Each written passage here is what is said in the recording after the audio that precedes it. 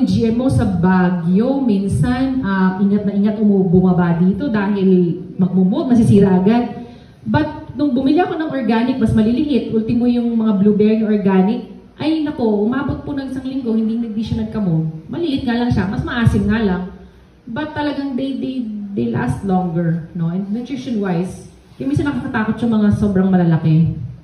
Isang issue din yan, no? Yung mga chemical na nilalagay. Where we didn't even talk about the hormones na nilalagay nila sa mga gulay and everything. So organic farming, mag-share si Sunny. Share ko lang yung experience ko sa Olonga po.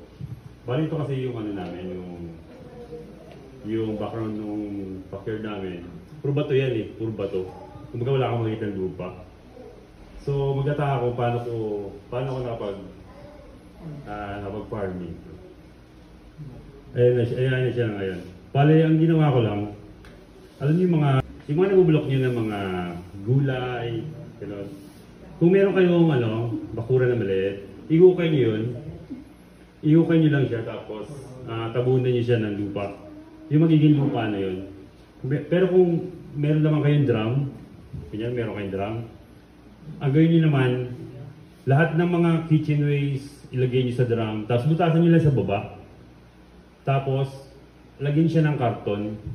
Ayun ang magandang magiging fertilizer natin. Ayun yung naging lupa ako dyan sa aking mga pananim. Lahat yun na organic. Hindi ako naglagay ng mga pesticide o ano man.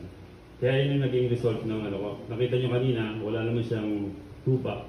Pero nagawa natin ng paraan. Ngayon, makakatulong pa sa kusina natin, yung mga basura natin, na-convert natin as organic fertilizer.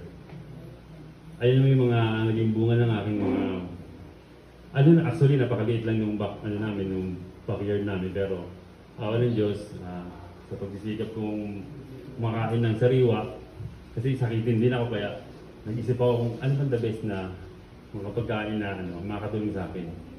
Ayun nga yung mga naisip ko na natural pala makakabuti para magpalakas ng ating katawan. Ayun nga, nag-alaga din ako ng crayfish, tapos nag-alaga rin ako ng sarili kong hito. Ang pinapakain ko sa hito ko, yung asang.